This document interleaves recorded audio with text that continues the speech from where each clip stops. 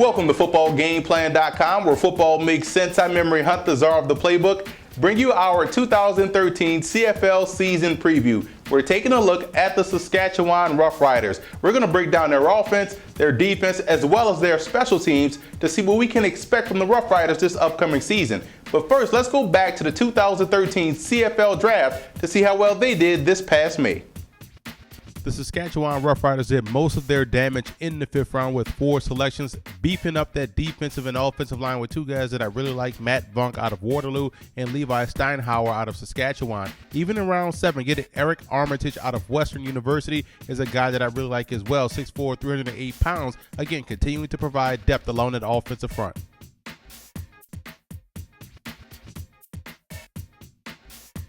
What I like most about the Riders draft is that in the 1st round, they came away with a guy in Corey Watman that's very versatile. He can play both guard and center, and he can also, and more importantly, play in year 1. So this was a great pick by Saskatchewan.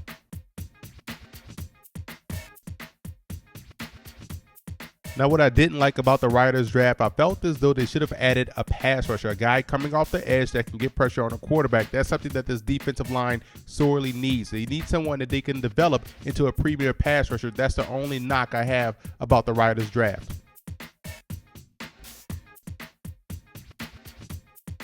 Overall, I'm giving the Riders a B for their draft. I won't knock a team for taking offensive linemen, especially a team like the Riders that has one of the best offensive line units in the league. And this is a team that has to continue to build depth along that front. And that's what they were able to do. Corey Watman is a great pick, and they were able to come away with some value picks in rounds 5 and round 7.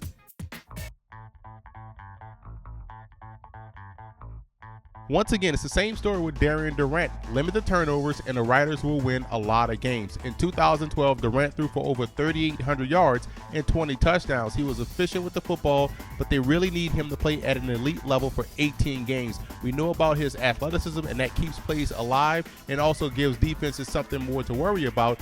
And when you look at the backup job, Drew Willie is back as the number 2 guy, but he'll have to fight off 2 newcomers and rookies, Tino Sinceri from Pitt and Levi Brown, formerly of Troy University. And within the battle, Sinceri and Brown are also fighting for that last quarterback spot on the roster. I think the Riders will end up keeping 3 instead of 4. What a year Corey Sheets had in his first CFL season. Sheets dazzled fans to the tune of nearly 1,300 yards rushing and over 500 yards receiving. It's his combination of tough inside running with the ability to string moves together and make defenders miss that makes him a dangerous running back and one of the top playmakers in the game. But keep an eye on backup running back Jock Sanders, who I believe will garner more touches this season out of the backfield. Sanders is a guy that's an excellent change of pace player that can give your offense a shot in the arm. Now, the Riders may keep 3 running backs on the roster this year, so I think D.D. Dorsey will be an ideal fit. I love what I saw out of him during his stint with the Cincinnati Bengals in the preseason, as well as his time in the UFL, where he was one of the leading rushers in the league.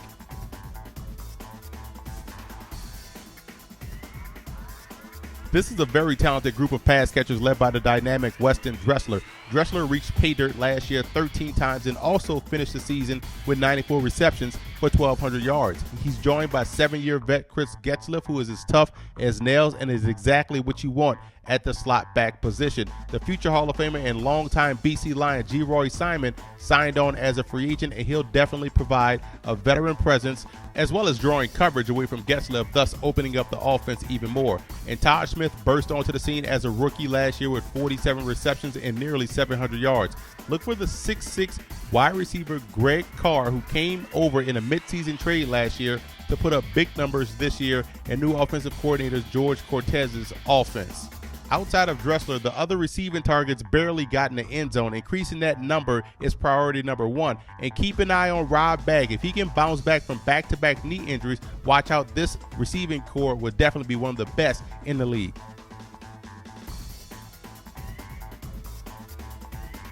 The Roughriders arguably had one of the best offensive lines in the CFL. And when you look at last year's number 1 overall selection, Ben Heenan, he was as good as advertised. When you look at that interior offensive line with Heenan lined up next to Dominic Picard, the center, and Brandon Labatt, the other guard, it gave the Riders one of the more dominating interior fronts in the league. Now, out on the edges, you have tackle Xavier Fulton. He had a sensational rookie year and should be a consensus all-CFL pick this season. Patrick Newfield manned the other tackle spot and did a fine job as well. Now, when you look at the draft, the Riders continue to bolster this unit, who gave up way too many sacks last year, mostly due to Durant being a mobile quarterback. You tend to run yourself into some sacks by selecting Corey Watman out of Eastern Michigan, the 4th overall selection. Watman is a great guy to have on your roster because of his versatility. He can play guard and center, and it gives the Riders depth and flexibility within their offensive line.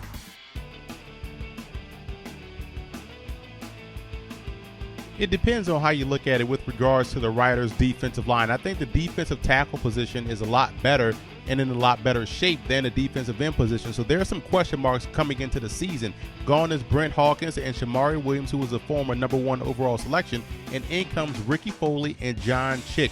It seems like a significant upgrade on paper, but Foley hasn't been the same since he left BC, and although he did play well last year in a Grey Cup game, there's still some questions on whether or not he still has what it takes to be one of the premier pass rushers in the league. And John Chick is 31 years old, and we don't know what he has left in the tank. And this is a team that struggled to get pressure on the quarterback from the edge. Now, on the interior, I like what I see with Terrius George, who had 6 sacks last year, and new defensive tackle Jermaine McElvin, who came over in a trade with Hamilton. I think both of those guys together, to go along with Keith Logan, should give the Riders a chance to continue getting pressure from within and also being a dominant run defense.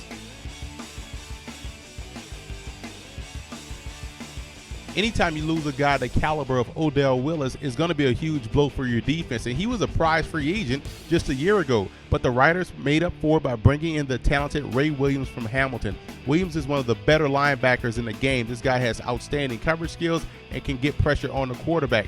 Tyron Brackenridge had a breakout 2012 campaign with 77 tackles and 2 interceptions, and he's also very good in coverage as well. And the Riders brass are expecting big things from 2012 second-round draft pick Samuel Hurl, who spent most of his rookie season on special teams. Abram Croma is another guy that you want to keep an eye on to make huge strides in 2013. So overall, I think this linebacking core has some talent, and they're banking on these young guys stepping up and making plays all season long. Saskatchewan had a pretty good pass defense last season, only allowing 255 yards a game, and they made some key additions in the offseason to ensure that last year wasn't a fluke. Dwight Anderson, the 7-year vet, comes over from Montreal. He's one of the better corners in the league.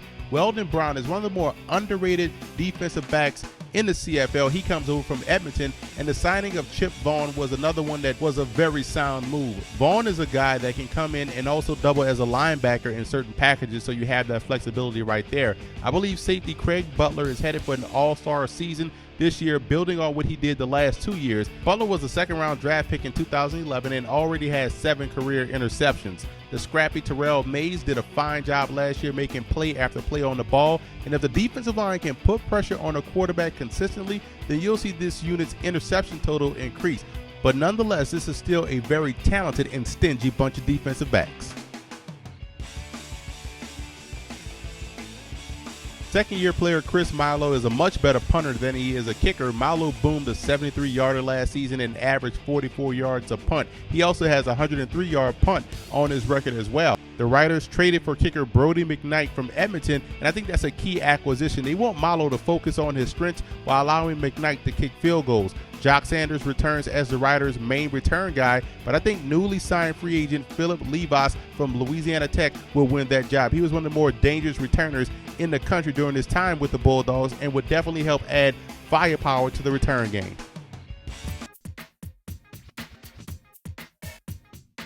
The road to the Grey Cup for the Riders goes as follows. Number 1, Durant's ability to protect the football is priority number 1 and mission number 1. If they can protect the football and limit the mistakes, the Riders are one of the more talented teams in the league. Number 2, the pass rush have to awaken and help out the rest of that defense. They have very good linebackers, very stingy group of defensive backs, and which added talent this offseason. The D-line, in particular the defensive ends, have to find ways to get pressure on a quarterback consistently. And finally, they have to utilize their offensive weapons to their full potential. They've done a great job with the offensive line. We know they can run the football with Corey Sheets. They have very talented wide receivers. Put these guys in position to be successful and maintain that consistency for all 18 games.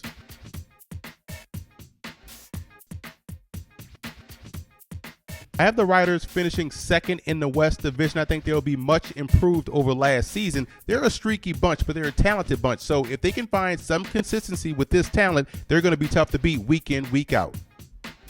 And I also want to give a shout out to Rider Fan Forums for always showing football game plan support.